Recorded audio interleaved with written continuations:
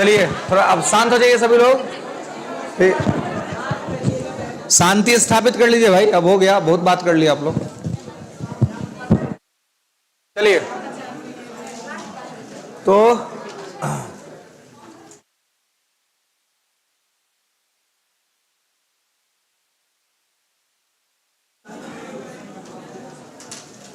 चलिए तो हम लोग देख रहे थे फंडामेंटल राइट, और फंडामेंटल राइट्स में हमें देखना था आर्टिकल 22, है ना, अनुच्छेद 22।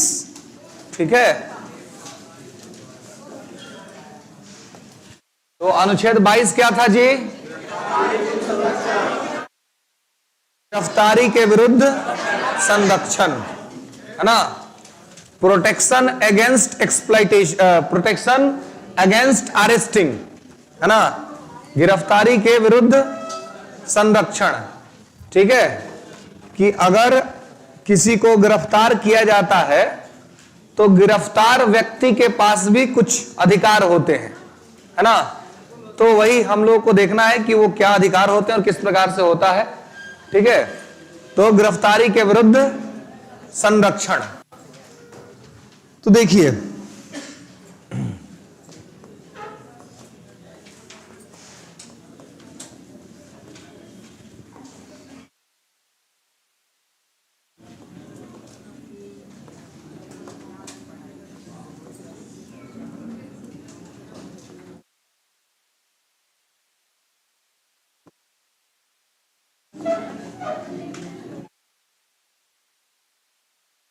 चलिए तो गिरफ्तारी के विरुद्ध संरक्षण, ठीक है, कि गिरफ्तारी के विरुद्ध क्या क्या संरक्षण प्राप्त है या कॉन्स्टिट्यूशन में क्या बातें लिखी हुई हैं, ये हम लोगों को देखना है और समझना है।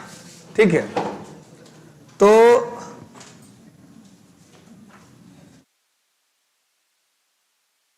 देखिए गिरफ्तारी जो होती है वो दो तरह से होती है जी, है ना। किसी की भी अगर गिरफ्तारी पुलिस करती है तो गिरफ्तारी दो तरह से होता है ना। क्या क्या? तो एक गिरफ्तारी को कहते हैं निवारात्मक निरोध, लिख लेंगे, निवारात्मक निरोध, और एक को बोलते हैं दंडात्मक निरोध।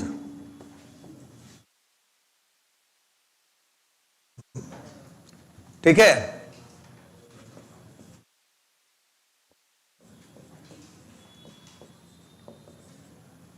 ये प्रिवेंटिव डिटेंशन है और ये पुनिटिव है। ठीक है, प्रिवेंटिव और पुनिटिव। ठीक है, निवारात्मक निरोध को बोलते हैं प्रिवेंटिव डिटेंशन और दंडात्मक निरोध को बोलते हैं पुनिटिव डिटेंशन। ठीक है, निरोध, ठीक है, डिटेंशन। अब देखिए तो हम लोग को ये डिटेंशन देखना है कि डिटेंशन क्या होता है और कैसे होता है ना। तो किसी भी अपराधी को जब गिरफ्तार किया जाता है तो गिरफ्तार अगर होगा तो या तो वो निवारात्मक निरोध के आधार पर गिरफ्तार होगा या तो वो दंडात्मक निरोध के आधार पर गिरफ्तार होगा। निवारात्मक निरोध को कहते हैं इंग्लिश में प्रिवेंटिव डिटेंशन और दंडात्मक निरोध को इंग्लिश में कहते हैं पुनिटिव डिटेंशन। ठीक है, दोनों में ही आदमी की गिरफ्तारी होती है, लेकिन जब निवारात्मक निरोध के तहत आपकी गिरफ्तारी होगी तो वो होगा अपराध से पहले।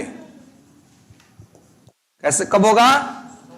अपराध से पहले, बिफोर क्राइम। अभी अपराध हुआ नहीं है, संभव है कि अपराध हो जाएगा, ऐसा किया गया तो आप किसी का उपाय कर दीजिएगा, है ना, या कुछ आप ऐसा कर दीजिएगा जिससे कि कहीं पर कोई बहुत बड़ा क्राइम हो जाए, है ना।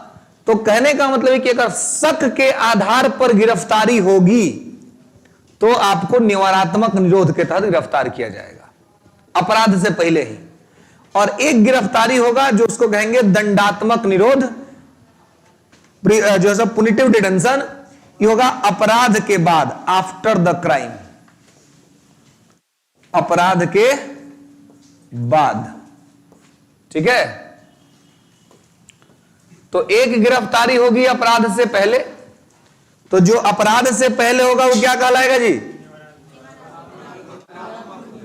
सब लोग लिख रहे हैं ना इसको? हाँ, तो ऐसे ही लिखना है। ठीक है, कि निवारात्मक निरोध के तहत गिरफ्तारी होगा तो अपराध से पहले होगा, दंडात्मक निरोध के तहत गिरफ्तारी होगा तो अपराध के बाद होगा। ठीक है, तो जब कोई आदमी कोई क्राइम कर देता है, चोरी कर दिया, मर्डर कर दिया, अपहरण कर लिया, है ना, कुछ ऐसा क्राइम कर दिया, तो क्राइम के बाद जब उसकी गिरफ्तारी होगी, जब क्राइम हो चुका है, तो वो गिरफ्तारी कहलाएगी दंडात्मक निरोध। क्राइम करने से पहले ही गिरफ्तारी हो गया, संभव है कि आदमी क्राइम कर सकता है और इसका शक है, उसके पहले ही गिरफ्तार कर लिया गया, वो है निवारात्मक निरोध, अपराध से पहले। ठीक है, जनरली निवारात्मक निरोध उन लोगों के लिए यूज किया जाता है जो आतंकवादी प्रवृत्ति के लोग होते हैं, है ना, जिनको डर है कि अगर इनको फ्री छोड़ दिया तो लोग क्या करेगा, कोई बहुत बड़ा क्राइम कर देगा, है ना, कोई बहुत बड़ा क्राइम को अंजाम दे देगा। ठीक है, तो ऐसे में किया जाता है। या फिर किसी का लगता है कि कोई अगर फ्री घूमेगा बाहर में तो सामाजिक सद्भाव खराब कर देगा, है ना, उसके घूमने के वजह से दंगा हो जाएगा, है ना, कोई दिक्कत हो जाएगी, तो ऐसे स्थिति में भी उस आदमी को गिरफ्तार कर लिया जाएगा। तो ऐसे सिचुएशन में अगर किसी को गिरफ्तार करते हैं तो वो कहलाएगा निवारात्मक निरोध, और जब अपराध के बाद गिरफ्तार करेंगे तो कहलाएगा दंडात्मक निरोध। क्लियर है? यहां तक कोई दिक्कत है ना? अब देखिए, तो पहले तो थोड़ा सा हम लोग समझ लेते हैं दंडात्मक निरोध को, है ना, ये कि भाई दंडात्मक निरोध क्या है। ठीक है, तो इसका एक बेसिक चीज तो क्लियर है आपको कि अपराध के बाद गिरफ्तारी होगी, है ना। तो देखिए, अपराध के बाद जब किसी की भी गिरफ्तारी होती है तो उसमें क्या होता है कि पुलिस को वारंट दिखाना पड़ता है ना। विदाउट वारंट किसी को अरेस्ट नहीं किया जा सकता है ना। अगर पुलिस गिरफ्तार करने आती है तो आप पुलिस से कह सकते हैं कि क्या आपके पास वारंट है हमको गिरफ्तार करने का, क्या खुद से अपने वारंट लिया है ना। तो दंडात्मक निरोध के तहत जो गिरफ्तारी होती है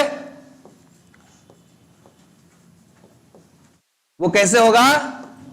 वारंट के बेस पर, है ना, बिना वारंट के नहीं होगा। अब देखिए, अब हालांकि कभी कभी ऐसा होता है कि क्राइम के नेचर पर भी डिपेंड करता है। अगर मान लीजिए क्राइम बहुत साधारण प्रकृति का है तो उसमें हो सकता है कि पुलिस वारंट के बिना ही आ जाए, है ना, उठा करके ले जाए और कहे कि हम सामान्य पूछताछ करके छोड़ देंगे। लेकिन अगर क्राइम बहुत बड़ा किया हुआ है आपने कुछ, तो उसमें पुलिस पूरे वारंट के साथ आएगी ताकि कुछ लूपहोल्स ना निकले, कोई दिक्कत ना हो, है ना। तो दंडात्मक निरोध के तहत यदि किसी की गिरफ्तारी होती है तो सामान्यतः उसको यह है कि भाई उसकी गिरफ्तारी तभी होगी जब कोर्ट से पुलिस उसके लिए वारंट लेके आएगा, है ना। तो पहला तो चीज है कि वारंट के बिना गिरफ्तारी नहीं होगी, वारंट दिखाना पड़ेगा। ठीक है, अब देखिए, तो वारंट होगा। अब वारंट जब गिरफ्तारी हो जाएगी तो उसके साथ यह भी बात है कि 24 घंटा के अंदर, ये फर्स्ट पॉइंट इसमें लिख लेंगे, वारंट के आधार पर गिरफ्तारी, है ना। दंडात्मक निरोध में अगर अरेस्टिंग होगी तो वारंट दिखाना पड़ेगा, ये इसका फर्स्ट पॉइंट है। ओके, वारंट के आधार पर। अब दूसरा बात है कि जब गिरफ्तारी हो गई तो 24 घंटा के अंदर पुलिस की यह जिम्मेवारी है कि वो नजदीकी मजिस्ट्रेट के सामने पेश करे, है ना। अब क्या है, तो अगर आपसे पूछा जाए कि भाई जेल का मालिक कौन होता है,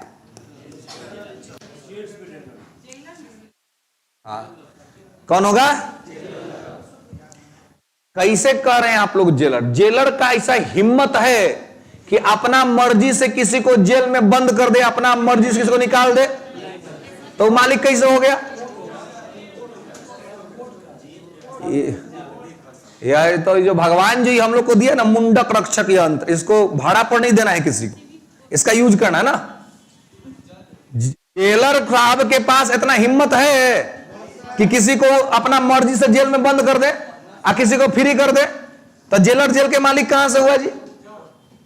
हाँ, जेल का मालिक कोर्ट है, जज है। जज साहब जैसे ही आदेश देंगे कि हो गया इनका काम, इनको अंदर कीजिए, बस अंदर, और वहां जैसे ही बेल प्रूव कर देंगे कि हाँ जी इसका बेल ग्रांट हुआ जेल से बाहर, तो जेल का एक्चुअल मालिक कौन हुआ? जज हुआ। इसीलिए जेल को कहते हैं जुडिशियल कस्टडी। जब आप पुलिस के हिरासत में रहते हैं तो होता है पुलिस कस्टडी, और जब आप जेल में चल गए ना तो पुलिस के कस्टडी में नहीं है, आप जज साहब के कस्टडी में है। इसीलिए जेल में किसी का पिटाई नहीं होता है, जेल में मारपीट नहीं होता है ना। जेल में अगर मारपीट हुआ ना तो संबंधित अधिकारी पर कार्रवाई हो जाएगा, मामला कोर्ट चला जाएगा, ह्यूमन राइट का मामला बन जाएगा। इसलिए कोई भी अपराधी जब पकड़ाता है तो उसका पहला टारगेट क्या होता है? क्यों चाहता है कि भाई अब हमको जेल हो जाए? क्योंकि जितना दिन पुलिस के पास रहेगा, अब पुलिस उसको देखेगी, अब पब्लिक का अगर पुलिस पर प्रेशर हो तो कौन पुलिस वाला आएगा उसको 2 घंटा धरा के जाएगा कि पगला बताओ कैसे कांड किया, काहे कांड किया, है ना। इसलिए पकड़ाने के बाद सब पहला प्रयास यही करता है कि जज साहब हमको जेल भेज दीजिए, जेल में सुरक्षित रहता है, जेल में पिटाई उटाई नहीं होती है। पिटाई होती है कहां? पुलिस के यहां कस्टडी में। आज जेलर साहब जो है ना, उनका काम है जेल का मेंटेनेंस देखना कि जेल में कोई बगदे नहीं, जेल में कुछ अलर बलर काम ना हो। जेल के मालिक नहीं है, जेल का मालिक कौन है? कोर्ट। इसीलिए जेल को कहते हैं जुडिशियल कस्टडी, यानी कि जब आप जेल चले गए तो आप जज के कस्टडी में है ना। अब जज साहब जब तक मन रखेगा आपको रखेंगे, और जब एविडेंस आएगा तो आपको बेल भी दे सकते हैं, तो आप छूट भी सकते हैं। समझा बात? तो जेल का मालिक कौन है? जज है ना। ओके, अब देखिए, तो नियम है कि 24 घंटा, दूसरा नियम क्या है कि जो व्यक्ति पकड़ाएगा उसको 24 घंटा के अंदर नजदीकी मजिस्ट्रेट के पास पेश करना है। इसका मतलब यह हुआ कि जो पुलिस है वो 24 घंटा से ज्यादा किसी अपराधी को थाने में बिठा करके नहीं रख सकती है।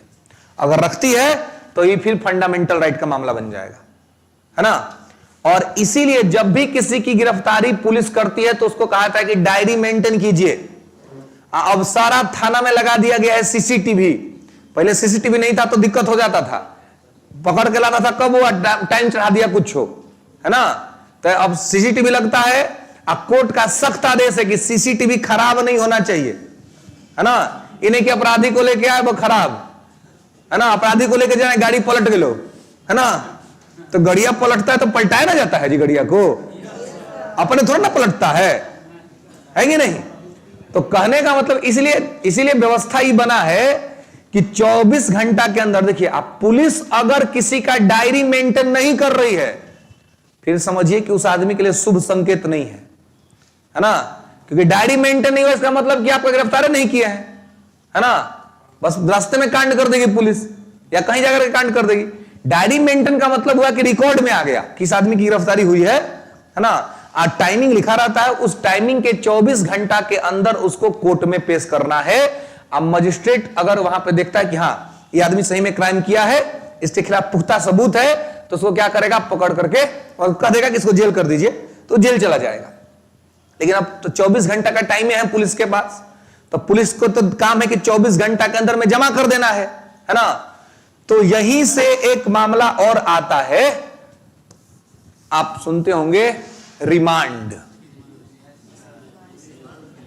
है ना। रिमांड, है ना। एक चीज होता है डिमांड, एक होता है डिमांड, एक होता है remand. What is the difference between demand and remand? हाँ,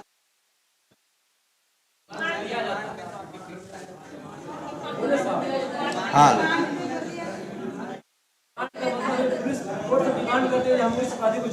हाँ,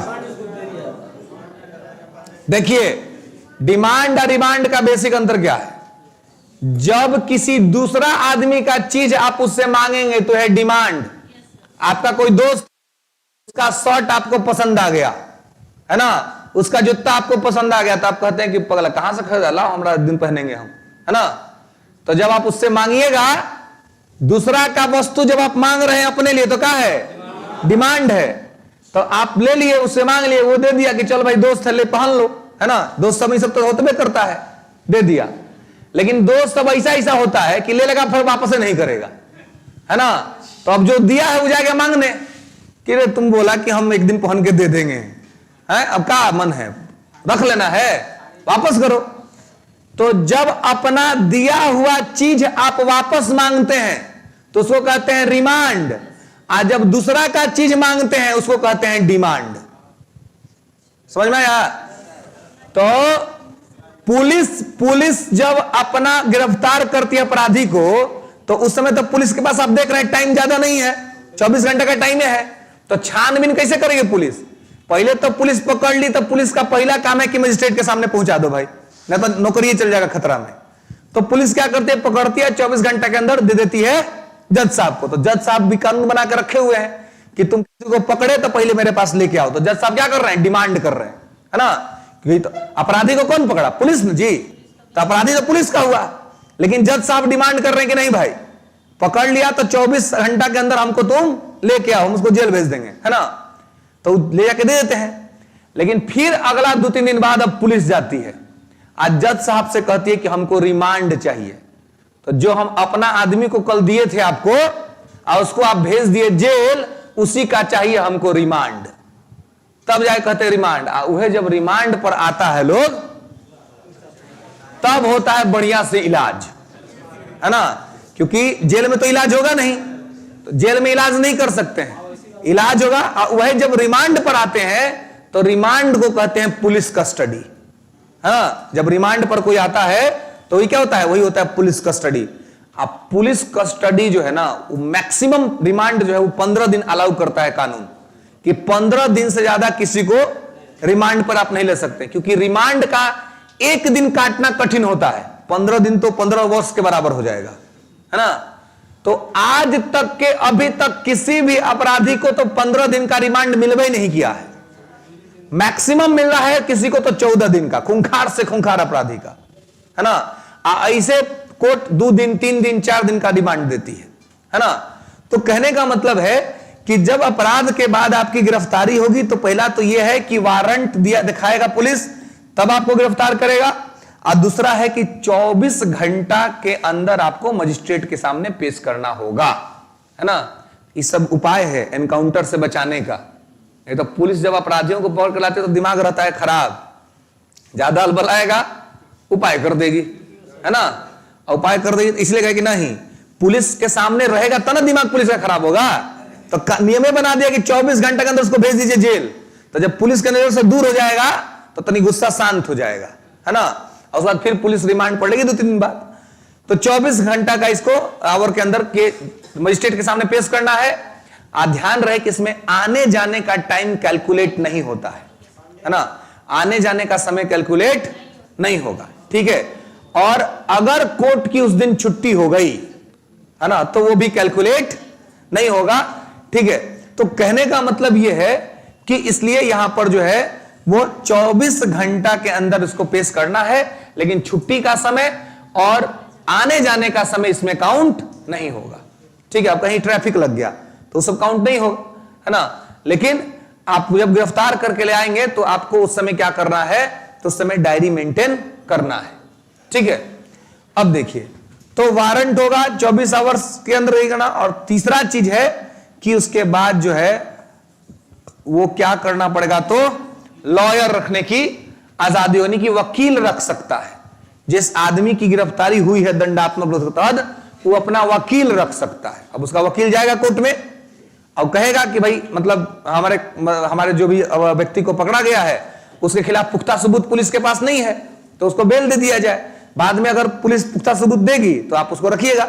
तो फिर दंडात्मक निरोध के तहत जो व्यक्ति गिरफ्तार होगा उसको यह सारा अधिकार मिलेगा कि उसको गिरफ्तार करने के लिए वो पुलिस से पूछ सकता है कि आपके पास वारंट है कि नहीं, वारंट के बेसिस पे गिरफ्तारी होगी। दूसरा बात है 24 घंटा के अंदर आपको क्या करना होगा, मजिस्ट्रेट के सामने पेश करना होगा। और तीसरा है कि वकील की सुविधा आपको मिलेगी। क्लियर है, समझ रहे हैं? तो दंडात्मक निरोध में इस प्रकार से जो लोग गिरफ्तार होते हैं उनको यह सब कुछ राइट्स मिला रहता है। ओके, हाँ क्या चीज? थाना के तहत देखिए क्या है कि अगर बहुत नॉर्मल प्रकृति का कानून है तो थाना के पास भी अधिकार है कि थाना आपको छोड़ दे, है ना। कुछ अगर बहुत नॉर्मल प्रकृति का अपराध है, बहुत ज्यादा कोई हिंसा नहीं हुई है, वायलेंस नहीं हुआ है बहुत बड़ा, है ना, हल्का फुल्का ये हुआ है, तो थाना के पास जो है वो लीगल अथॉरिटी है कि थाना चाहे तो आपको फ्री कर दे। लेकिन अगर हिंसा हो गया, वायलेंस हो गया बड़े स्तर पर, तो फिर वो थाना के पास उसका कोई पावर नहीं है, थाना को उसको कोर्ट भेजना पड़ेगा। ठीक है, तो यहां जो है ये चीज जो है वो किस पर लागू होगा जी? ये तो दंडात्मक निरोध के तहत लागू होगा। तो ई वाला तो आसान है, अपराध के बाद गिरफ्तारी हुआ तो समझिए कि आसान है। ये अपराध के पहले ही जो गिरफ्तारी होता ना, ये बहुत मुश्किल चीज है। इसमें कोई अधिकार नहीं होता है किसी के पास, है ना। ये जो होता है जो निवारात्मक निरोध है, प्रिवेंटिव डिटेंशन, इसका तुलना मॉडर्न हिस्ट्री में आप पढ़े होंगे रॉलेट एक्ट, जो सर सिडनी रॉलेट की अध्यक्षता में बना था, जिसके वजह से जालियांवाला बाग हत्याकांड हुआ, है ना। कि बिना वकील, बिना अपील और बिना दलील ऐसा कानून, है ना, कि शक के आधार पर गिरफ्तारी करेंगे, ना वकील रखने का छूट देंगे, ना अपील करने का छूट देंगे, ना दलील देने का छूट देंगे, कुछ नहीं। तो इसमें कुछ नहीं मिलता है निवारात्मक निरोध में। ठीक है, देखिए निवारात्मक निरोध में क्या होता है भाई, तो गिरफ्तारी होगी शक के आधार पर, है ना। शक के बेसिस पर क्या कर लेगा जी? आपको गिरफ्तार कर लेगा। ठीक है, शक के बेसिस पर आपको गिरफ्तार किया जाएगा। और यहां क्या होगा, तो बिना वारंट के, है ना, इसमें आपको गिरफ्तार करने के लिए वारंट की जरूरत नहीं पड़ेगी, है ना। यहां पर आपको वारंट की आवश्यकता नहीं है पुलिस को। यहां पे पढ़ रहे हैं ना, बैठ के क्लास कर रहे हैं, आज नीचे आएगी पुलिस, कहेगी चलो हो गया पढ़ाई, आपको मालूम हो नहीं कि क्या मामला है, बोलेगी हम बताएंगे, अंदर चलिए, है ना। विदाउट वारंट, बिना किसी वारंट की गिरफ्तारी होगी, बिना किसी सूचना की, है ना, सीधे आके पुलिस उठा के लेके जाएगी। ठीक है, तो होगा निवारणात्मक निरोध में। एक बार जब उठा के ले जाएगी ना, तो कम से कम 3 महीना, हाँ कम से कम, है ना, 3 महीना अपने पास रखेगी, है ना।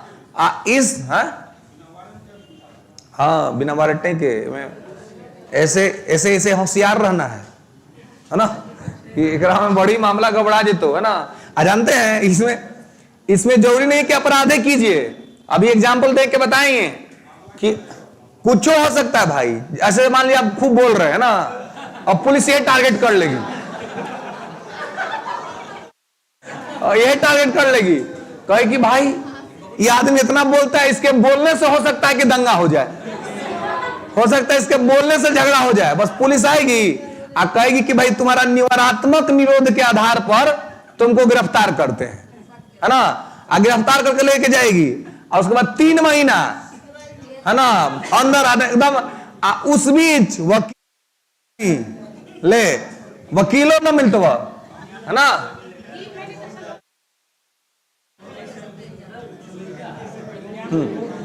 देखिए वकील का सुविधा भी नहीं मिलेगा 3 महीना तक, है ना। क्या कर देंगे, फोन कर देंगे एंटीसिपेटरी बेल के लिए। पागल, एंटीसिपेटरी जो है ना इनमें होगा, इसमें नहीं होगा एंटीसिपेटरी। वो एंटीसिपेटरी कौन करेगा? वकील ना करेगा। अब वकील रखने का छूटे नहीं है, वकील नहीं मिलेगा, है ना। इसमें वकील का सुविधा नहीं है कि वकील रखिएगा। पहला बात, बिना वारंट का गिरफ्तारी 3 महीना तक अंदर रखेगा, ठीक है। और उसके बाद वकील रखने का भी सुविधा नहीं। 3 महीने के बाद, इसीलिए तो कह रहे कि सतर्क रहना है। उसके बाद जो है अब क्या है कि 3 महीने के बाद एगो बनेगा एडवाइजरी बोर्ड, है ना।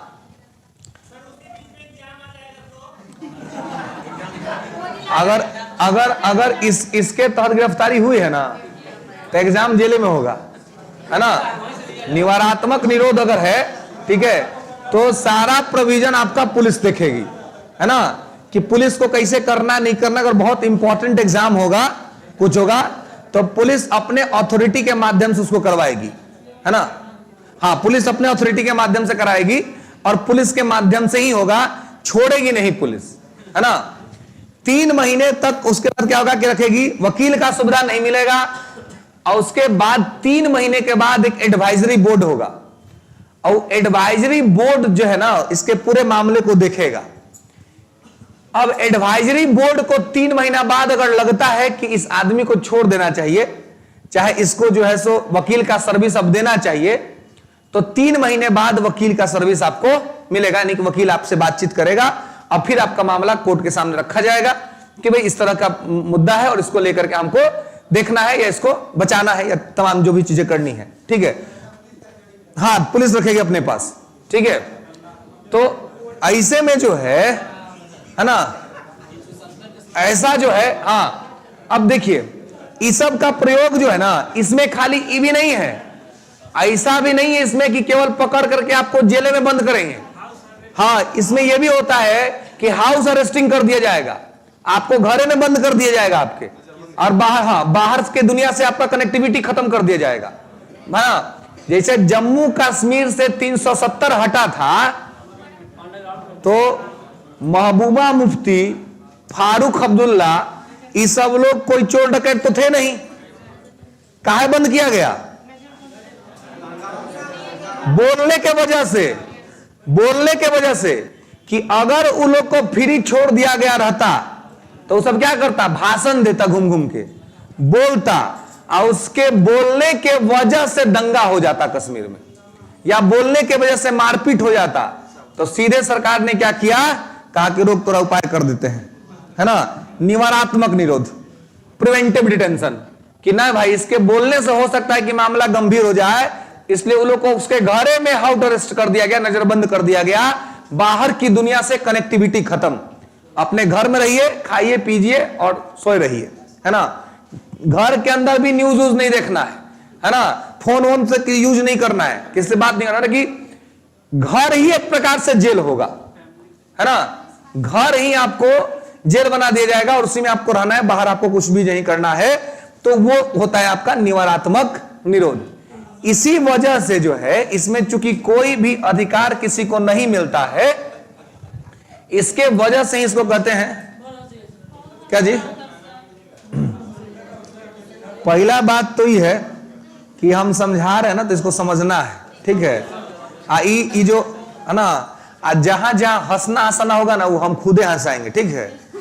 तो ये अपना से नहीं ज्यादा हुई करना है ना, तो मामला गबड़ा जेतो, समझ रहा ना, समझ में नहीं आएगा, ठीक है। तो समझिए इसको कि ये इस प्रकार से स्थिति इसमें बनेगी, ओके। अब दूसरा जो मामला है कि अब ये जब गिरफ्तारी हो जाएगा तो इसी वजह से इसका ना है जो है ना, इसका बहुत आलोचना होता है, क्रिटिसाइज किया जाता है इसको। बहुत सारा कानून इसी के आधार पर बना है, जैसे NSA, नेशनल सिक्योरिटी एक्ट, है ना, राष्ट्रीय सुरक्षा अधिनियम बोलते हैं इसको इंग्लिश हिंदी में, ठीक है, और इंग्लिश में बोलते हैं NSA, इसको लिखेंगे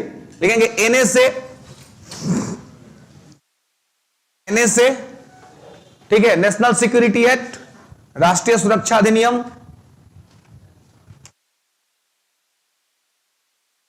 ठीक है, नेशनल सिक्योरिटी एक्ट, रासुका, हिंदी में बोलते इसको रासुका, है ना, राष्ट्रीय सुरक्षा अधिनियम, ठीक है। इसके अलावे एक है पोटा, प्रोहिबिशन ऑफ टेररिस्ट एक्टिविटी, आतंकवाद निवारण या आतंकवाद गतिविधि निवारण अधिनियम, हाँ, अफस्पा, ठीक है। आतंकवाद गतिविधि निवारण अधिनियम, गतिविधि निरोधक अधिनियम, ठीक है।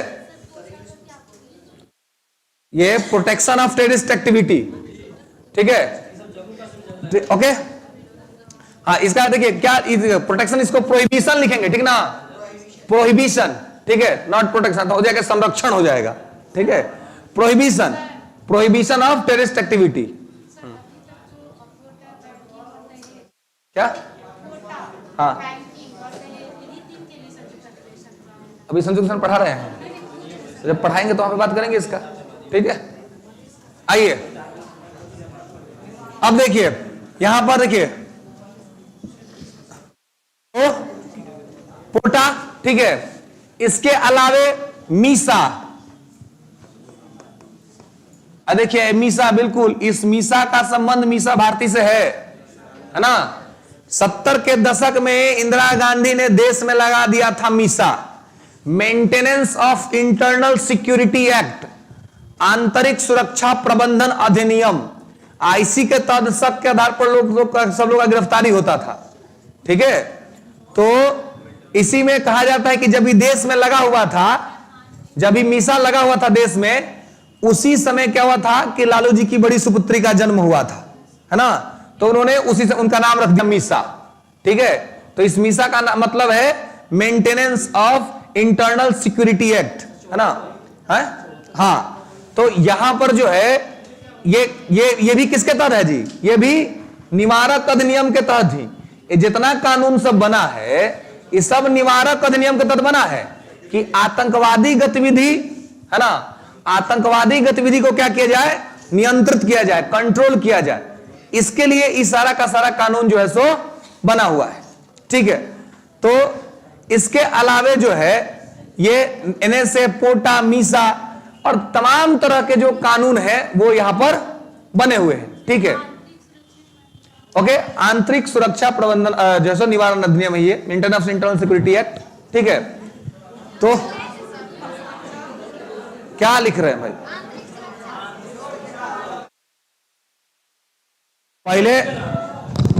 पहले तो एक बार में जहां जो लिखा रहे हैं उसको उसी पे लिख लीजिए, ठीक है ना।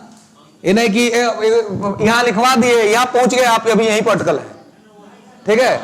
तो ये है maintenance of internal security act, ठीक है, आंतरिक सुरक्षा प्रबंधन अधिनियम, ओके। पोटा है प्रोहिबिशन ऑफ टेररिस्ट एक्टिविटी, और एनएस है नेशनल सिक्योरिटी एक्ट, ठीक है। तो ये सब अलग अलग कानून है, और भी बहुत सारे कानून बने हुए हैं।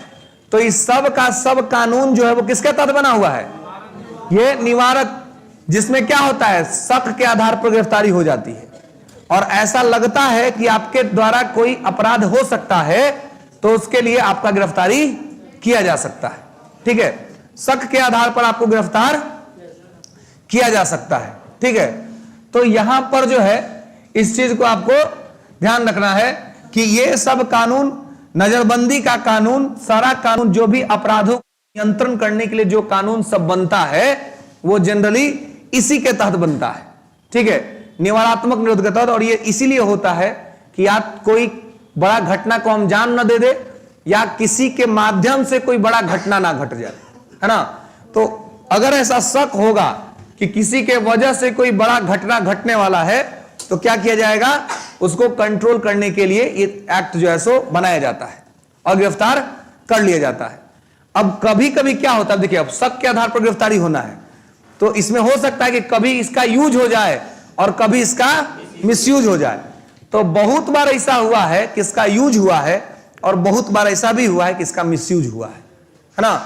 तो जब इसका मिसयूज होता है तो ये डिमांड होता है कि इसको खत्म कर दिया जाए, इसको रखने का जरूरत नहीं। जब हम गुलाम थे तो गुलामी के समय में जब आया था कानून, गुलामी के समय में जब कानून आया था रॉलेट एक्ट, तो हमने उसका विरोध किया था।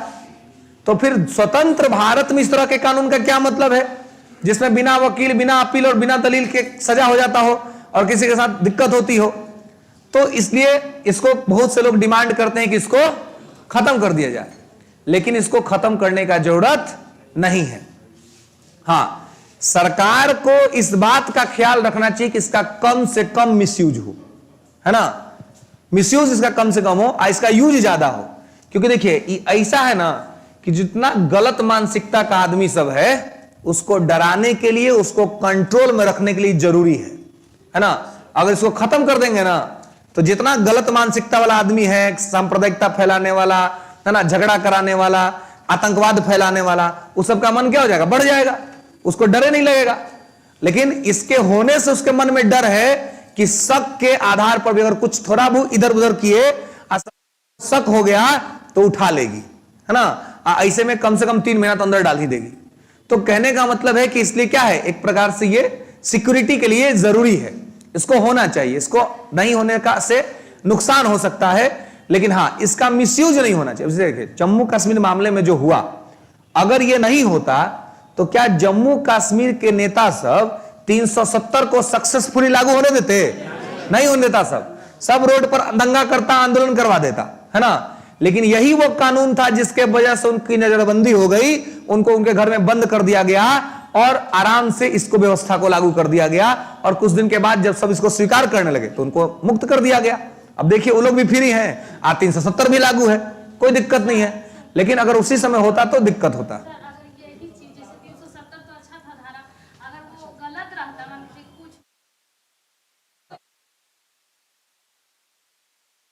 अगर देखिए इसका कहा तो रहे हैं कि इसका यूज भी हो सकता है और मिसयूज भी हो सकता है। मिसयूज की मैं आपको एक बताता हूं कि कैसे हुआ मिसयूज। एक डॉक्टर है, अब जिनका नाम आप लोग ले रहे हैं वो मिसयूज तो नहीं हुआ है, पहला बात, क्योंकि कोर्ट इस मामले को देख रही है, सब सेंसिटिव मुद्दा है, ठीक है ना। तो इस सबको थोड़ा सा, हर बात में हर चीज मजाक नहीं होता है ना, कानूनी बात तो मजाक बिल्कुल नहीं होता है, ठीक है। सुप्रीम कोर्ट इस मामले में इन्वॉल्व है ना, तो सड़क छाप बात नहीं होना चाहिए इस मुद्दे में, ठीक है। सुप्रीम कोर्ट इन्वॉल्व है, आज सुप्रीम कोर्ट इस मामले को देख रहा है। आज सुप्रीम कोर्ट एनएसए को कह दिया कि भाई, मतलब उसको खारिज नहीं किया सुप्रीम कोर्ट। इसका क्या मतलब समझते हैं आप? सुप्रीम कोर्ट जब एनएसए को खारिज नहीं किया, मतलब गलती, देखिए हो सकता है कि वो गलत आदमी ना हो, लेकिन गलती उनसे हुई है, इस बात को तो मानना पड़ेगा, क्योंकि एविडेंसेस कहां से आ गए, आप हैं, और वीडियो कहां से बन गया और किस प्रकार से कनेक्ट हो गया। 2 स्टेट के बीच झगड़ा का मुद्दा था, है ना। अगर ये बड़े स्तर पर प्रचारित हो तो क्या होता जी, 2 राज्यों के बीच में वैमनस्यता का भाव पैदा हो जाता, है ना, लोग एक दूसरे को घृणा के भाव से देखते। तो ऐसे में ये सब तो बहुत इंपॉर्टेंट चीज ना है जी, ये सब तो सेंसिटिव मुद्दा है। ये सब को अगर आप चला दिए, दिखा दिए, तो 2 राज्य से संबंध खराब हो जाएगा, दिक्कत हो जाएगी। और इसी आधार पर क्या कर रहे हैं यहां पर कि ऐसा कोई भी काम अगर लग गया कि आप ऐसा कोई भी काम कर रहे हैं जिससे राज्य का शांति भंग हो रहा है, राज्य में झगड़ा हो रहा है, सांप्रदायिकता फैल रहा है, तो ऐसी स्थिति में आपको गिरफ्तार कर सकते हैं निवारात्मक निरोध के अंतर्गत, ठीक है। तो अब देखिए यहां पर जो है ये पूरा का पूरा जो मसला है कि ये जो अभी मैं आपको बता रहा था कि मिसयूज कहां पे हुआ। तो एक डॉक्टर है थे, अभी भी हैं, उनका नाम सुनेंगे, डॉक्टर कफील खान, है ना, नाम सुने आप लोग? कहां पे डॉक्टर हैं? हाँ, गोरखपुर, उत्तर प्रदेश के गोरखपुर में एक चाइल्ड हॉस्पिटल था ना, अभी भी है। तो चाइल्ड हॉस्पिटल में ऑक्सीजन का मामला बना था कि ऑक्सीजन कम पड़ गया था, इसके वजह से कुछ बच्चों का डेथ हो गया, है ना। तो क्योंकि ऑक्सीजन कंपनी को समय पर भुगतान नहीं किया गया था, तो उसने ऑक्सीजन देना बंद कर दिया, और जितने बच्चे वेंटिलेटर पे थे जिनको ऑक्सीजन की आवश्यकता थी, उन सबका डेथ हो गया, है ना। डेथ हो गया तो उसका जांच हुआ। जांच होने के बाद कुछ लोगों का वहां पे कहना था, मुख्यमंत्री भी वहां गए जांच करने के लिए, जांच में तो कुछ लोगों ने ऐसा कह दिया कि भाई ये वहां के उस समय हेड हुआ करते थे कफील खान, तो लगा गया कि भाई उनके वजह से ऐसा हुआ है ना, उन पर एक्शन हुआ। लेकिन बाद में कोर्ट से प्रूव हो गया कि उन्होंने ऐसा नहीं किया है, ठीक है। तो वो सब मामला फिर खत्म हो गया, उसमें कुछ गिरफ्तारी उतनी बड़े स्तर पर कुछ खास नहीं हुई थी। उसके बाद फिर आप देखे होंगे कि उसी साल बिहार के मुजफ्फरपुर में चमकी बुखार आया था, और चमकी बुखार में इलाज करने के लिए भी कफील खान आए थे, है ना, और उन्होंने ट्रीटमेंट किया था यहां पर, ठीक है। तब तक 2019 में क्या हुआ, जो अभी नागरिकता में आपको पढ़ाए थे, एक कानून आया CAA 2019, नागरिकता अधिनियम 2019, नागरिकता संशोधन अधिनियम 2019। तो नागरिकता संशोधन अधिनियम 2019 जब आया, नागरिकता संशोधन अधिनियम 2019 जब आया तो क्या हुआ उसमें, तो बताए थे विवाद का कारण।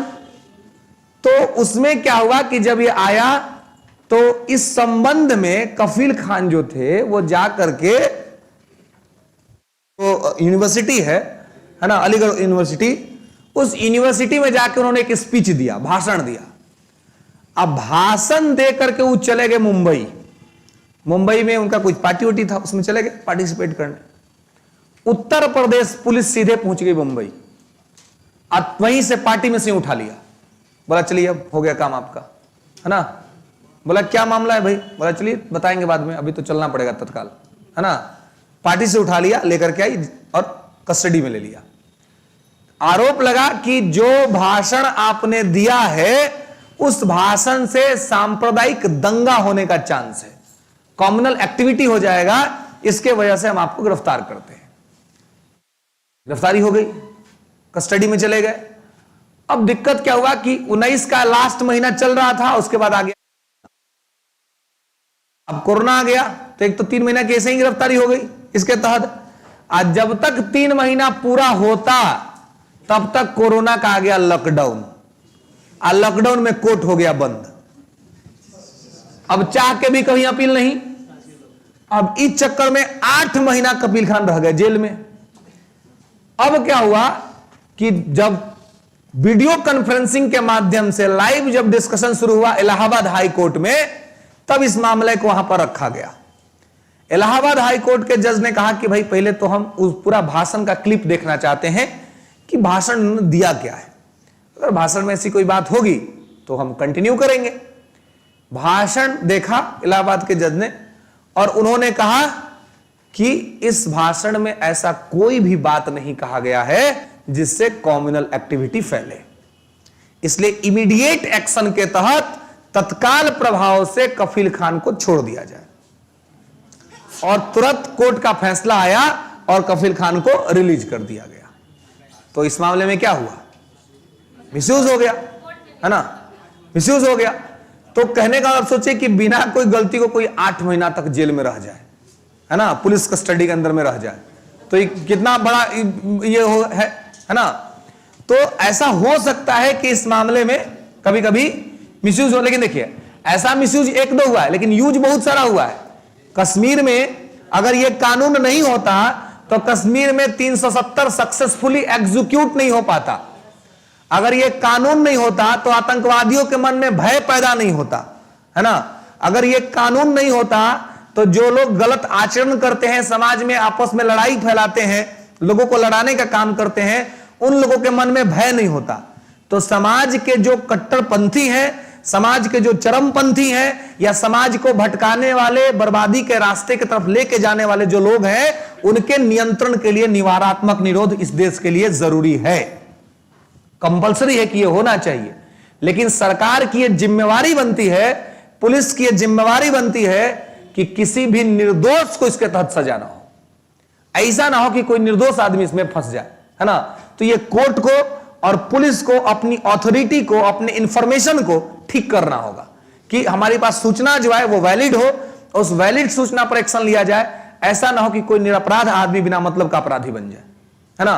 तो इसलिए तो हर चीज के दोनों ही पहलू हैं, कुछ निगेटिव होते हैं और कुछ पॉजिटिव होते हैं, लेकिन हमको पॉजिटिविटी को ज्यादा देखना होता है और निगेटिविटी को कम से कम करना होता है, कि नकारात्मकता कम से कम हो और सकारात्मकता ज्यादा से ज्यादा हो, समझ रहे। तो यह जो चीज है वो हमारे लिए काफी ज्यादा जो है सो जरूरी हो जाता है, ठीक है। तो इसलिए ये सारी बातें इसके अंदर में है, तो आपको यहां पर ध्यान रखना है। इसमें आपको मुख्य तौर पे 3 बातें हैं और इसमें आपको मुख्य तौर पे 3 बातें हैं, जिसको यहां पर आपको देखना है, ठीक है। और इस चीज को ध्यान रखना है कि भाई गिरफ्तारी इस प्रकार से होती है और इसमें तमाम तरह का चीज जो है सो चलता है, ठीक है। इसी के तहत आप देखते हैं जो एनकाउंटर का मामला बनता है, आजकल एनकाउंटर्स खूब हो रहे हैं, है ना, खासकर उत्तर प्रदेश में, है ना। तो एनकाउंटर्स जो है ये तो सामान्य आम बोलचाल में हम लोग इसको एनकाउंटर कह देते हैं, लेकिन लीगली तौर पर जो एक्ट है, कानूनी तौर पर इसको क्या कहते हैं, तो कानूनी तौर पे कहते हैं एक्स्ट्रा जुडिशियल किलिंग, है ना। एनकाउंटर को कानूनी तौर पर, लीगल तौर पे कहते हैं एक्स्ट्रा जुडिशियल किलिंग, ठीक है। तो एक्स्ट्रा जुडिशियल किलिंग का मामला सब बन रहा है एनकाउंटर का। तो इस एनकाउंटर्स जो होते हैं उसमें अगर पुलिस सिक्योरिटी के तहत हुआ है, मतलब कि आत्मरक्षार्थ हुआ है, सेल्फ डिफेंस में हुआ है, तब तो ठीक है, सेल्फ डिफेंस में हुआ है और अगर ये प्रूव हो गया कि हाँ सेल्फ डिफेंस में हुआ है तो कोई दिक्कत नहीं। लेकिन अगर जानबूझ के ऐसा कुछ किया गया है तो फिर ऐसा स्थिति जो है सो वो ठीक नहीं है ना। जानबूझ करके ऐसा नहीं होना चाहिए, ठीक है। जानबूझ करके अगर पुलिस ऐसा की है और अगर पता चल गया, जांच में क्लियर हो गया कि जानबूझ के हुआ है, तो ऐसे में क्या हो सकता है, कार्रवाई हो सकती है, ठीक है। व्हाइट टोपी क्या होता है? मोबाइल चला रहे हैं, कोई ज्यादा इंपॉर्टेंट आदमी था? कौन था? आदमी थी? है? उतना दूर के फिर से यहां कैसे पहुंच गया? है? तो ज्यादा कोई जोड़ी बात था? है? तो फिर मोबाइल कैसे चला रहे थे क्लास में? इतना देर तो कम से कम मोबाइल से साइड रह सकते हैं ना जी, हैं? इतना देर कम से कम मोबाइल साइड से रह सकते हैं, ठीक है। अगर देखो और आप लोग का तो हम सुन रहे, कितना लोग का तो क्लास में गुटखा उटका खा के भी बैठ रहा है, हैं?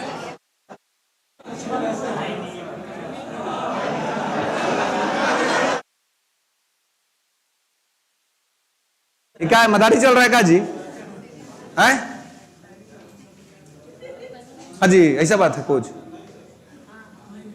पहला बात, अगर ऐसा है तो अगला बार से नहीं होना चाहिए, ठीक है। अब है कि नहीं उसमें मैं उस विवाद में जाऊंगा ही नहीं। अगर ऐसा है तो नहीं। और देखिए, मुझे जो सूचना मिली है वो एक आदमी की नहीं मिली है, एक से अधिक लोगों की मिली है, यानी कि और भी लोग हैं, ठीक है। तो इसलिए बाकी जो भी लोग हैं वो लोग भी थोड़ा सतर्क रहें। आप ध्यान रहे कि यहां पढ़ने के लिए आ रहे हैं, यहां हीरोबाजी नहीं चलेगा, ठीक है ना, किसी का भी। हम अपने बहुत बड़का हीरो हैं, है ना। तो एक हीरो अपना दूसरा हीरो को बर्दाश्त नहीं करता है, समझे। तो ये बात को ध्यान रखिएगा, ठीक है। तो इसलिए यहां पे हीरोबाजी ना चलते हुआ, ठीक है ना। यहां आ रहे हैं, पढ़ना है, बढ़िया से ज्ञान अर्जित करना है, अज्ञान अर्जित करके जाना है, ठीक है। और जो डेकोरम है, जो अनुशासन है, उसको रखना है। और हम तो इस चीज को कभी इग्नोर नहीं करेंगे, है ना। बाकी लोग भले इग्नोर करता होगा, करेगा, हम कभी इग्नोर नहीं करेंगे। पहले ही बोले हैं, इट्स नॉट माई प्रोफेशन, है ना। पढ़ते हैं, पढ़ाते हैं, है ना। नंबर लगा हुआ यूपीएससी में, जिस दिन मेरा हो गया अपना उधर रहेंगे, है ना। तो इससे कोई ये नहीं है, ठीक है। तो और क्या है, मैंने आप लोग से क्या है दिक्कत है, क्या हीरोबाजी करिएगा, है। 75 को हीरो को हम लोग रोज देखते है ना। और 2-4-10 गो है जो बिहार सरकार में डीएसपी बन के बैठल है, हैं? हम लोग नहीं देते हैं पीसीएस, देंगे तो एक दिन में हो जाएगा, लेकिन नहीं देते, नहीं भाई यूपीएससी का भूत सवार है। जो दिया वो सबका वॉइल है। राजगीर में कौन ट्रेनिंग कर रहा है, कौन कहीं पर ट्रेनिंग कर रहा है, क्या हीरोबाजी हम लोग बर्दाश्त करेंगे किसी का, है। तो इसलिए क्लास के यहां पर पर्पस क्या है, मोटिव क्या है, पढ़ाई करना। तो ये रखना है, इस मोटिव को रखना है ना। अपने अंदर में विद्यार्थी वाला एटीट्यूड, स्टूडेंट वाला, तभी आप सीख पाइएगा, ठीक है। ये सब चीज मोबाइल फोन या कुछ भी नशा या उसका कुछ भी अगर आप लोग कर रहे हैं तो ये सब चीज पहला तो आपको अपने हेल्थ के हिसाब से नहीं करना चाहिए कि आपका हेल्थ इससे इंपैक्टेड होगा, है ना। आपकी तबीयत खराब होगी तो आपको वैसे नहीं करना चाहिए। जीना होगा 100 साल तो जी लीजिएगा, 60 साल में मामला निपट जाएगा। आजकल तो औसत आयु 68 साल हो गया है ना। 68 साल 6 महीना जो औसत आयु है एक भारतीय का वर्तमान में। तो ऐसे में अगर आप 68 साल का जीवन में है, इसमें आप और गुटखा, तिरंगा, सिगरेट पी करके और अपने आप को बर्बाद कर लीजिए, बच्चा लाइएगा 50 साल पर। भाई अपना जीवन का भी तो ख्याल रखना है ना, कि जीवन रहे, जीवन बचा रहे। तो ये सब काम मत नहीं करिए। और रहा बात मोबाइल का, तो मोबाइल फोन चलाने का बहुत समय है आपके पास, यह 2 महीना का टाइम है। इस 2 महीना से आप अपना 60 साल सुरक्षित कर सकते हैं। 60 इयर्स आप सुरक्षित कर सकते हैं। और अगर ये 2 महीना आप अन्य चीजों में बर्बाद कर दिए तो 60 साल इनसिक्योरिटी में बीतेगा, है ना। असुरक्षित भावना से ग्रसित रहिएगा, कभी आर्थिक तंगी रहेगी जीवन में, कभी कुछ अन्य तरह की समस्याएं रहेंगी। तो अगर अपने आप को सिक्योर लाइफ, सिक्योर फ्यूचर देना चाहते हैं तो सिक्योर फ्यूचर के लिए जरूरी है कि ये सब चीज करिए, है ना। अपने आप को थोड़ा डिसिप्लिन में रखिए। ये सब चीज हो सकता है कुछ लोगों को बुरा भी लगता हो कि भाई ये सब बात कर रहे हैं, है ना। इग्नोर भी मैं कर सकता हूं, बाकी लोग इग्नोर करते होंगे, मैं नहीं करूंगा इग्नोर। मेरे सामने कोई दिखेगा इस तरह से करता हुआ, तुरंत डांटूंगा, है ना, और उसको कहूंगा ठीक हो जाओ, क्योंकि आप यहां पर ठीक होने के लिए ही आए हैं। डॉक्टर जो है ना कड़वा दवाई भी लिखता है, पेशेंट को पीने में अच्छा नहीं लगता है, लेकिन तबीयत ठीक होने के लिए कड़वा दवाई जरूरी है। मीठा दवा पी पी कर ना शुगर का पेशेंट बन जाइएगा। अगर कोई आपको बार बार मीठा दवा दे रहा है, खाली आपका बड़ाई कर रहा है, खाली आपको चढ़ा रहा है, इसका मतलब वो वास्तव में आपका मित्र नहीं शत्रु है। आपको भटका रहा है, आपको खुश करके के अपना गोटी सीधा करना चाह रहा होगा। आपके साथ जो रूड हो, आपके साथ जो कड़ा हो, वो समझिए कि वास्तव में वो आपका हित चाहता है। आपके माता पिता आपको बात डांटते हैं तो क्या आपके माता पिता आपके शत्रु हैं? आपके माता पिता आपका अहित चाहते हैं? उनसे बड़ा हित चाहने वाला कोई नहीं है आपका दुनिया में। लेकिन वो आपको डांटते हैं, आपको फटकारते हैं, इसलिए ताकि आप सही रास्ते पर चले, कहीं आपसे कोई गलती ना हो जाए। क्योंकि अगर आपसे एक कोई गलती होगी तो उसका भुगतान केवल आप नहीं करिएगा, उस माता पिता को भी करना पड़ेगा, आपसे जुड़े हुए सब लोगों को करना पड़ेगा। तो थोड़ा सा इन चीजों का ध्यान रखिए और कोरम डेकोरम को मेंटेन रखिए। और आप लोग जिस एज के पास हैं, आपको वहां पर जाकर के सिखाना पड़े कि आपको कैसे व्यवहार करना है, तो अपने में ठीक बात नहीं है, है ना। तो बच्चा सबको सिखाया जाए तो ज्यादा अच्छा होता है। तो ये आप लोगों को थोड़ा सा इस चीज को समझना चाहिए, ठीक है। मैं हमेशा जब क्लास तो आराम से आपको हंसा बुला करके अलग अलग वर्ड्स के यूज करके लेके चलता हूं, ताकि क्लास एंटरटेनिंग बना रहे, क्लास में आपको अच्छा लगे। नहीं तो मैं अगर केवल कॉन्स्टिट्यूशनल वर्ड भी यूज कर सकता हूं, केवल शुद्ध हिंदी के शब्द यूज कर सकता हूं, है ना, लेकिन इसमें क्या होगा ना, बहुत लोग के मथुरा के ऊपर से क्रॉस कर जाएगा, है ना, उसको समझ में नहीं आएगा। तो मेरा पर्पस यहां पे आकर के अपना विद्वता दिखलाना नहीं है, मेरा पर्पस यहां आकर के आपको अपना चीज समझा देना है। तो समझाने के लिए हमको अपने लेवल पे नहीं, आपके लेवल पे आना है ना। इसलिए वहां पर आकर के आपके साथ वो सारी बातें उस तरीके से करते हैं ताकि आसानी से हमारे और आपके बीच कम्युनिकेशन हो जाए और आप हमारी बातों को समझ जाए। अन्यथा हम ऐसा ऐसा वर्ड बोलना शुरू कर दे, आपको समझ में नहीं आया, तो फिर आपको कहिए कि भाई अब टाइम हुआ, अब जाइए जल्दी, है कि नहीं। क्योंकि मेन पर्पस मोटिव क्या है, आपको समझने का, है ना। तो इसमें समझिए और इसके साथ कुछ कुछ नियम, कोरम और जो डेकोरम है उसको मेंटेन रखिए। वो सब चीज मत करिए, आपको स्वयं पर भी शोभा नहीं देगा। आप खुद भी सोचिएगा ना अकेले में बैठ करके कि आप जो कर रहे हैं क्या वो ठीक कर रहे हैं, तो आप खुद सेटिस्फाइड नहीं होंगे और आपको तमाम तरह से दिक्कत या समस्या हो सकती है। तो उस तरह का काम ना करें जिससे कि आप खुद खुश ना हो, है ना। खुद जिस चीज को करने से आपको खुशी ना मिलता हो, आत्मसंतुष्टि ना मिलती हो, वैसा काम आपको स्वयं ही नहीं करना चाहिए। कोई कहे आकर के मत करिए, ऐसा कुछ नहीं होना चाहिए। आपको स्वयं में वो सब काम नहीं करना चाहिए, छोड़ देना चाहिए, ठीक है। तो इन सब चीज को थोड़ा सा ध्यान रखिए और इस सब चीज को लेकर के आगे बढ़िए, ठीक ना। और अपने आप को अपने गोल के प्रति डेडिकेट रखिए। 2 महीने का टाइम है, जितना कुछ इधर उधर का काम सब 2 महीने के बाद करिएगा। 2 महीना में अपना काम कर लीजिए, एक बार राज्यकर्मी का दर्जा मिल जाएगा, फिर आराम से अपना जीवन जिए जिस प्रकार से जीना है। लक्ष्य आपका अचीव हो गया, गोल आपका मिल गया। गोल मिलने के बाद आप जिस तरह से चाहे अपने लाइफ को मूव कर सकते हैं, कोई दिक्कत नहीं है, ठीक है। खैर, तो यहां पर इस चीज को आपको ध्यान रखना है कि ये किस प्रकार से यहां पर डिटेंशन होता है ना। दंडात्मक निरोध में कैसे गिरफ्तारी होती है, अनिवार्यात्मक निरोध में कैसे होती है। उम्मीद करते हैं कि सब लोग समझ गए होंगे कि इसमें क्या होता है, प्रिवेंटिव डिटेंशन क्या होता है और पुनिटिव डिटेंशन क्या होता है। एक अपराध से पहले की गिरफ्तारी कैसे होती है, अपराध के बाद की गिरफ्तारी कैसे होती है, और दोनों में सिटीजन्स को क्या राइट्स मिले हुए हैं और कहां पर क्या राइट्स नहीं मिले हुए हैं, वो दोनों उम्मीद करते हैं कि क्लियर हो गया होगा, ठीक है। चलिए, अब इसके बाद जो है ये लास्ट स्वतंत्रता के अधिकार का ये लास्ट आर्टिकल था, है ना। इसके बाद जो है वो है राइट टू अगेंस्ट एक्सप्लॉइटेशन। लिखेंगे, हेडिंग बनाएंगे, शोषण के विरुद्ध अधिकार। Right to against exploitation.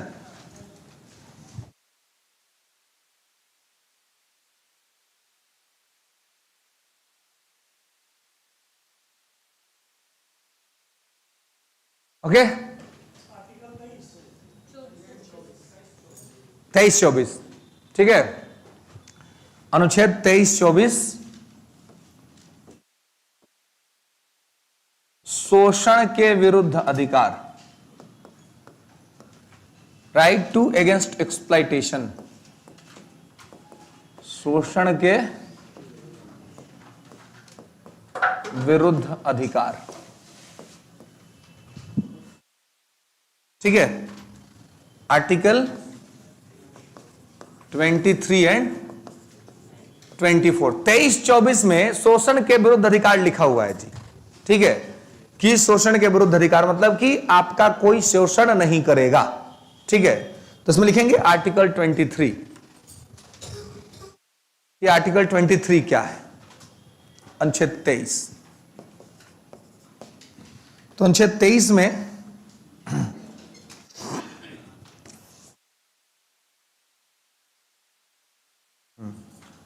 तो अनुच्छेद 23 जो है इसमें बेसिकली क्या है, तो इसके अंदर में आप लिखेंगे मानव व्यापार, ह्यूमन ट्रैफिकिंग, मानव व्यापार, बलात् श्रम, फोर्स्ड लेबर, बलात् श्रम,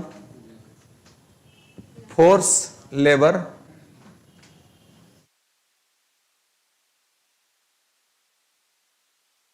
हाँ फोर्स लेबर, ठीक है। मानव व्यापार, बलात् श्रम पर प्रतिबंध, ठीक है। मानव व्यापार, बलात् श्रम पर प्रतिबंध, ठीक है। इसमें एक और शब्द कभी कहीं आप देखेंगे यूज क्या रहता है, बेगारी, है ना। बेगारी, बॉन्डेड लेबर जो होते हैं, ठीक है। बेगारी मतलब आप कह सकते हैं कि मानव व्यापार, बलात् श्रम और बेगारी पर प्रतिबंध, ठीक है। तो यानी कि prohibition on human trafficking, forced labour and bonded labour, ठीक है। लिख लिया सभी लोग? अब देखिए मतलब क्या है, पहला तो कह रहा है कि मानव व्यापार मतलब कि अगर बच्चों की या किसी मानव की खरीद फरोख्त हो रही है, बिक्री हो रही है, तो क्या है, उस पर प्रतिबंध है। कोई किसी मानव का खरीद बिक्री नहीं कर सकता है। आप देखते हैं कि ये सब बच्चों के मामले में ज्यादा होता है, बच्चों का अपहरण कर लेता है, सब बेच देता है उसको, है ना। चाइल्ड ट्रैफिकिंग होती है। इसके अलावा बहुत बार ह्यूमन ऑर्गन्स का बिजनेस लोग करते हैं, ह्यूमन ऑर्गन्स का ना, लोग को पकड़ लिया, मार दिया, अब मार करके उसके बॉडी का पार्ट्स निकाल करके इंटरनेशनल मार्केट में बेच दिया, है ना। तो ये सब क्या है, ये सब व्यापार में आता है। तो ये सब क्या है, अवैध व्यापार है, गलत चीज है ना। तो मानव व्यापार, खरीद बिक्री करना या फिर कहीं से उठा करके कहीं पर रख देना, बेच देना, ये सब जो क्या है, तो ये सब चीज जो है वो क्या है, बैन है ना। तो मानव व्यापार जो है, ह्यूमन ट्रैफिकिंग बैन है। और उसके बाद है बलात् श्रम। तो बलात् श्रम मतलब ये हुआ कि जबरदस्ती, फोर्स्ड लेबर, जबरदस्ती आपसे कोई काम नहीं करा सकता है, आप किसी के गुलाम नहीं है। देश स्वतंत्र हो चुका है और देश स्वतंत्र देश में आप स्वतंत्र नागरिक हैं। तो अगर आपको कोई चाहे कि जबरदस्ती आपसे काम कराए तो नहीं हो सकता है। आपकी इच्छा होगी तब ही आप काम करिएगा, अगर आपकी इच्छा नहीं होगी तो आप काम नहीं करिएगा, ठीक है।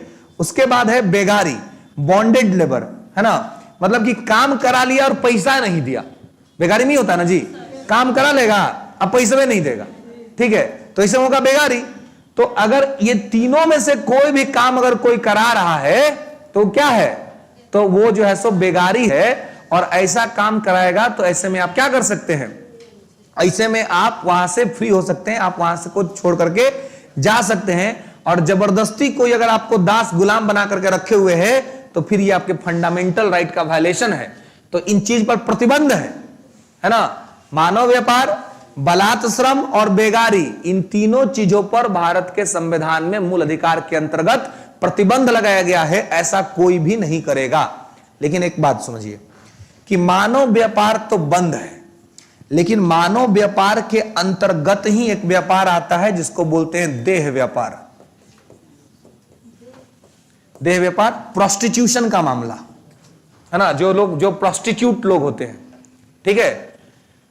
तो प्रोस्टिट्यूट जो होते हैं, तो अभी पिछले ही साल सुप्रीम कोर्ट का एक फैसला आया है प्रोस्टिट्यूशन पर, जिसमें प्रोस्टिट्यूशन के मामले में सुप्रीम कोर्ट ने कहा है कि देह व्यापार या प्रोस्टिट्यूशन का जो मामला है, वो अगर कोई अपने इच्छा से कर रहा है तो वो अपराध की श्रेणी में नहीं है, अगर अपनी मर्जी से कर रहा है तो।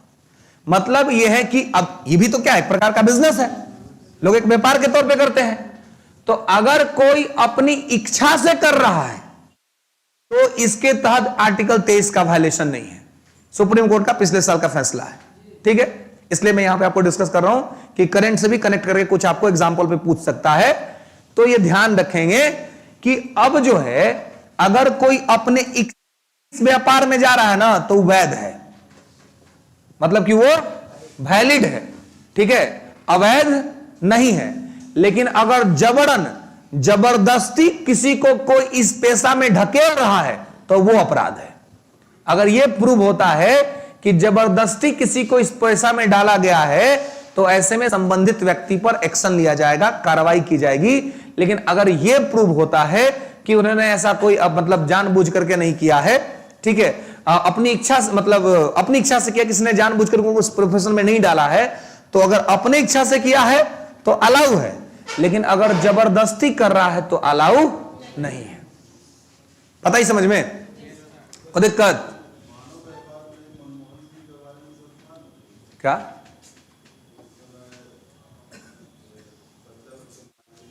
कौन? मनमोहन सिंह के समय में अब क्या कर रहे, कौन सा मामला कर रहे तो नहीं मुझे समझ में आ रहा है। लेकिन हाँ, यहां बस इतना ध्यान रखिए कि ऐसा कुछ होता है तो गलत है।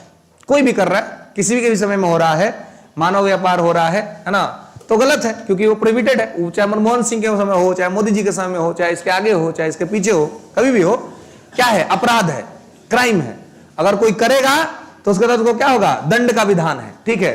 लेकिन इसमें बस इतना ही आपको ध्यान रखना है कि ये देह व्यापार जो है, अगर अपने इच्छा से, प्रोस्टिट्यूशन का मामला यदि अपने इच्छा से है तो वो गलत नहीं है, ठीक है, वो वैलिड है ना।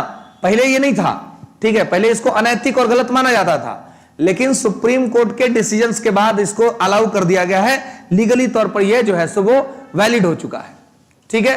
हाल तो उन्हीं लोगों के लिए जो लोग अपनी इच्छा से कर रहे हैं, ठीक है। जो अगर किसी को जबरदस्ती कोई इस प्रोफेशन में डाल रहा है तो वो गलत है, वो नहीं चलेगा, वो नहीं माना जाएगा, ठीक है, और उसके खिलाफ कार्रवाई हो सकती है।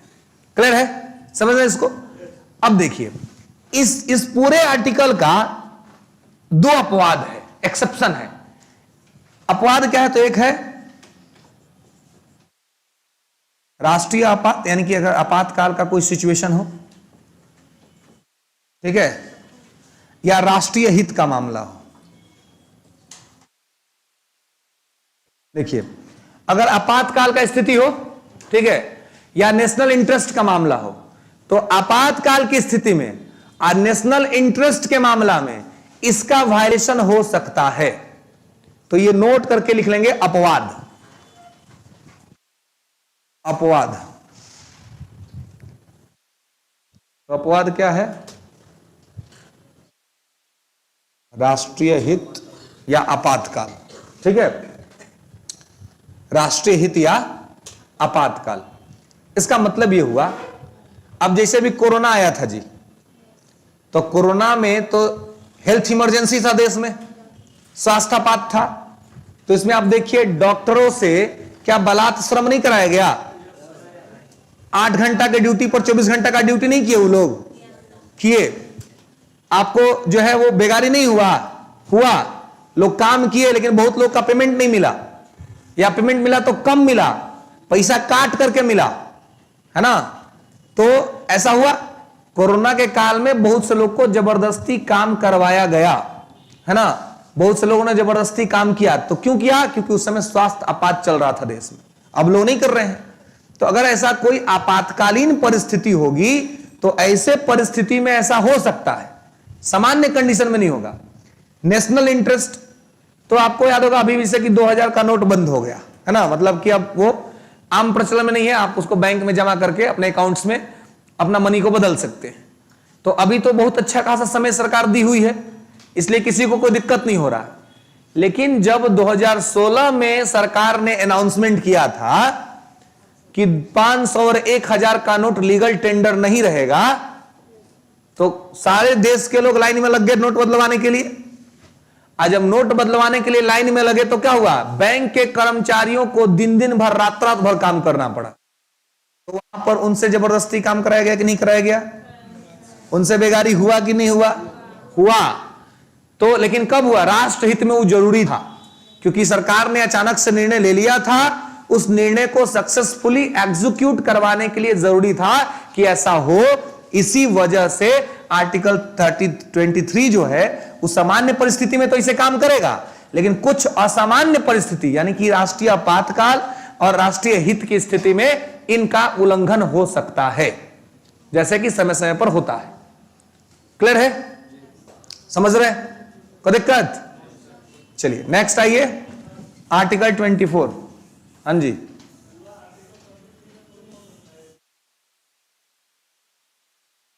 क्या क्या?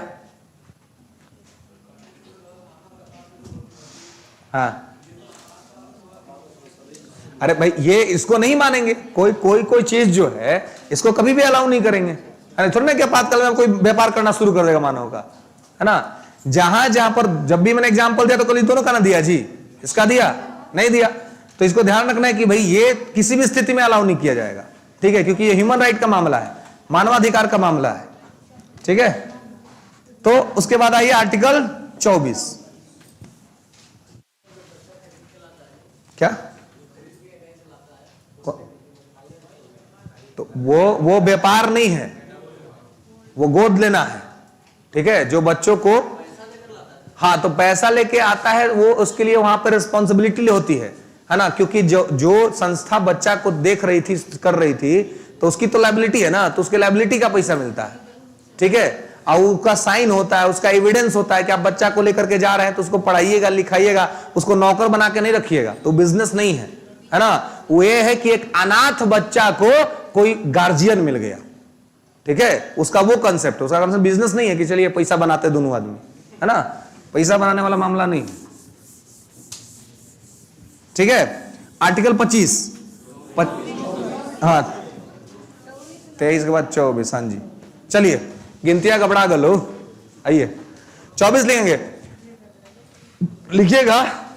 ए कौन है भाई, अंशु कुमारी, खाली सर मेरा नंबर ग्रुप में नहीं जुड़ा है, तो हम का नंबर जुड़वाने वाला आदमी है जी, फोन करिए, मैनेजमेंट टीम के नंबर पर फोन करिए। एक सीरीज से नंबर मैसेज दिख रहा है, हम दिख रहा है फिर भी हम रिप्लाई नहीं करें, थोड़ा ना हम कर देंगे, आप बहुत सारा मैसेज करिएगा तो क्या करेंगे रिप्लाई, ये सब बिना मतलब का मैसेज है। अगर आपका ऑनलाइन में किसी को समस्या है कि नंबर नहीं जुड़ा है, तो मैनेजमेंट टीम का नंबर आपके पास होगा, उस पर कॉल कीजिए, वहां फोन रिसीव होगा और वहीं से आपका नंबर ऐड होगा। मैं कुछ नहीं कर सकता हूं यहां से, है ना, मेरे से पूछिए कोई सवाल, अगर कोई कहीं पर दिक्कत है तो, ठीक है। ये सब भाई नंबरवा जुड़ा वाला काम नहीं है, तो कहिए तो नौकरी हम अपना बदल लेते हैं, है ना, हाँ काल से वह कम करते हैं। चलिए तो लिखेंगे 6 से 14 वर्ष के बच्चों के नियोजन पर प्रतिबंध। 6 से 14 वर्ष के बच्चों के नियोजन पर प्रतिबंध,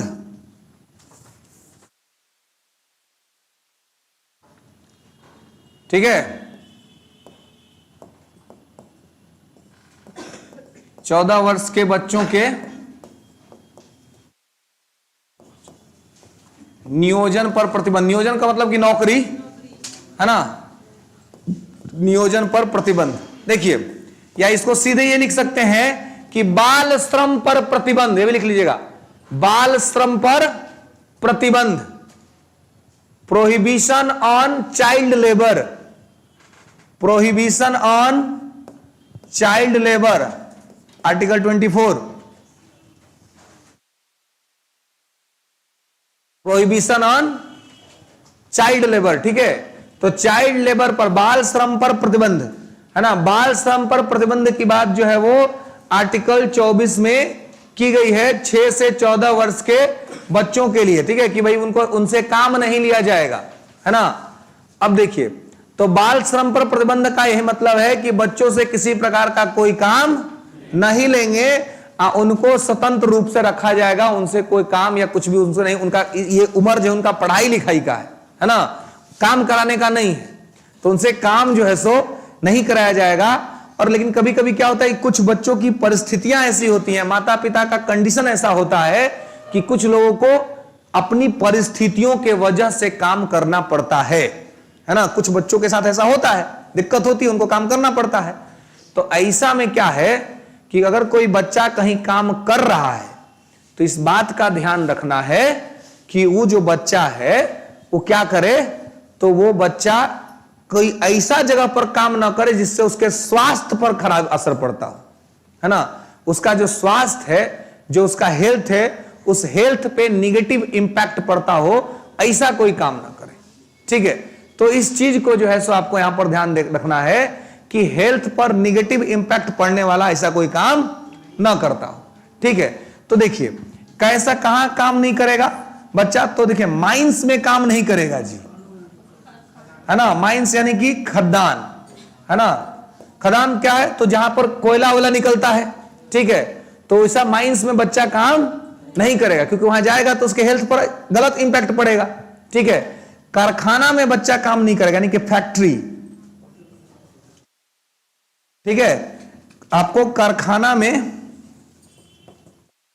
काम नहीं करेगा, ठीक है। इसके अलावा पटाखा उद्योग में काम नहीं करेगा, जहां पे पटाखा उटाखा बनता है, ठीक है। तो ऐसा कोई जगह जहां पर काम करने से बच्चा के स्वास्थ्य पर नकारात्मक प्रभाव पड़ता हो, निगेटिव इंपैक्ट पड़ता हो, वहां पर बच्चा से काम नहीं लिया जाएगा, ठीक है। तो एक तो है कि इन जनरल कंडीशन कि बच्चा काम करेगा ही नहीं, लेकिन अगर कहीं ऐसा स्थिति बन रहा है कि वो काम कर रहा है तो ऐसा जगह पे काम करेगा जिससे कि उसके स्वास्थ्य पर नकारात्मक प्रभाव न पड़ता हो, ठीक है। क्योंकि स्वास्थ्य पर यदि नकारात्मक प्रभाव पड़ेगा तो ये फिर उसके लिए क्या हो जाएगा, दिक्कत हो जाएगा, उसका स्वास्थ्य खराब हो जाएगा, तो फिर वो अपना अन्य काम जो है वो सब नहीं कर पाएगा, है ना। वहां पर तो लोग कम काम करता है, रेस्टोरेंट में क्या कोई निगेटिव इंपैक्ट उस तरह से नहीं पड़ता है, ठीक है। हाँ, तो इसलिए आप देखते होंगे चाय वाय की दुकान पर तो बचपन दिख जाता है ना, वो चाय पिलाते हुए, रेस्टोरेंट में आपको बच्चा सब दिख जाता है। हालांकि होना वो सब भी नहीं चाहिए, है ना, क्योंकि वो उम्र उनका काम करने का नहीं है, वो उम्र है उनका पढ़ने का। और देखिए पढ़ाई ऐसा चीज है ना, मैं हमेशा आपको क्या बताऊं कि भाई इससे मजाक नहीं। मैं आपको देखिए, अगर मैं कोई बात पे आपको डांटता हूं, बोलता हूं, थोड़ी ना मैं आपका शत्रु या मेरा आपका कुछ बिगड़ा हुआ है जी, लेकिन मैं क्यों कहता हूं, क्योंकि आप थोड़ा सीरियस होइए, रिस्पॉन्सिबल हो जाइए अपना एजुकेशन को लेकर के। शिक्षा के साथ मजाक नहीं, अगर शिक्षा के साथ मजाक किए ना तो ये आपके साथ ऐसा मजाक करेगा कि आप जीवन भर मजाक बन के रह जाइएगा। अभी नहीं समझ में आएगा, ये 10 साल बाद समझ में आएगा, जब आपके बात का कोई वैल्यू नहीं करेगा कोई, आज जब आपके पास 1 रुपया नहीं होगा और आप हर चीज के लिए किसी और पर निर्भर रहिएगा। तो शिक्षा ऐसा कभी मत कीजिए कि शिक्षा आपके साथ मजाक करे, है ना। और आप अगर उसके साथ मजाक करेंगे एजुकेशन के साथ, तो वो आपके साथ मजाक करेगा ही करेगा। वो जब मजाक करेगा ना तो फिर आप कहीं के नहीं रहिएगा, फिर बहुत दिक्कत हो जाएगा जीवन जीने में, फिर लगेगा कि जीवन अभिशाप है ना। तो इसलिए प्रयास करें कि अन्य हर चीज से मजाक करिए, हर चीज को नॉन सीरियस लीजिए, लेकिन एजुकेशन को हमेशा सीरियस लीजिए और उसके साथ अच्छा कीजिए।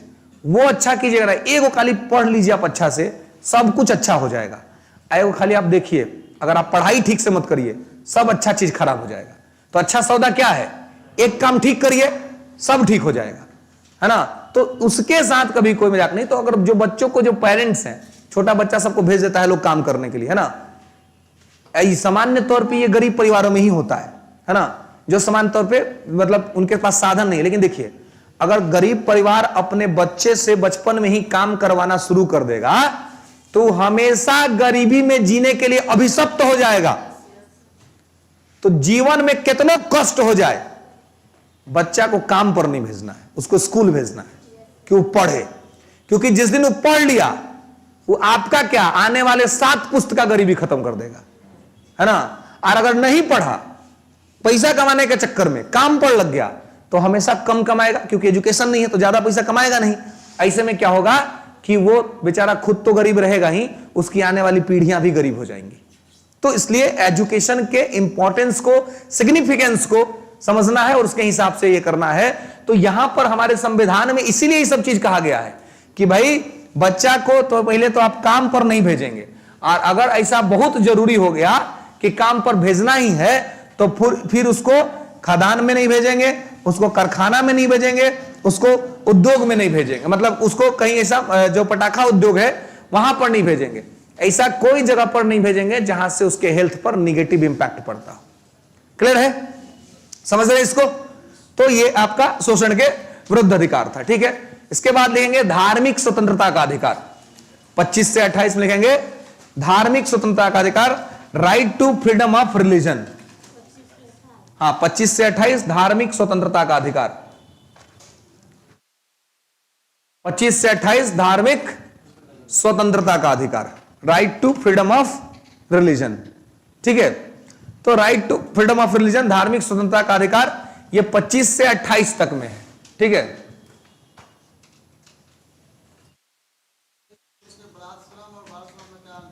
क्या बलात् श्रम हुआ कि जबरदस्ती काम करवाना, और 24 में कि बाल श्रम, बच्चा से काम करवाना। बलात् श्रम आपसे भी करवाया जा सकता है ना, लेकिन बलात् श्रम जो है वो किसी से भी करा सकते हैं, है ना। किसी से भी आप करा रहे हैं तो गलत है। अब बाल श्रम का मतलब है कि बच्चा से काम नहीं करवाना है। दोनों में बहुत बड़ा अंतर है ना, ह्यूज डिफरेंस है दोनों में। वो बचवा से काम नहीं कराना है। आयोग कह रहा है कि किसी से भी काम कराइएगा तो जबरदस्ती काम नहीं कराइएगा। बताइए समझ में, ठीक है। तो धार्मिक स्वतंत्रता का अधिकार क्या है, कैसे, इसको हम लोग देखेंगे नेक्स्ट क्लास में कि right to freedom of religion क्या है और किस प्रकार से। आज के लिए बस इतना है, ठीक है। हाँ जी, है। अच्छा, एक भाई सुन लीजिएगा आप लोग, एक इंपॉर्टेंट इंफॉर्मेशन है। क्या है जी, कौन सा बुक घबराया? सेट था, प्रैक्टिस सेट था। कहां रखे थे आप? देखिए भाई, कोई इनका प्रैक्टिस सेट था, इन्होंने अपने बेंच पे रखा था, कोई देखने के लिए लिया। अगर किसी के पास हो तो भाई उनको समर्पित कर दीजिएगा, ठीक है, दे दीजिएगा, है ना। ओके, प्रैक्टिस सेट है। किसका है? रंजीत सर का। हाँ, तो वो प्रैक्टिस सेट है रंजीत सर की, और वो इन्होंने लिया हुआ है। तो भाई किसी के पास अगर होगा तो दे दीजिएगा।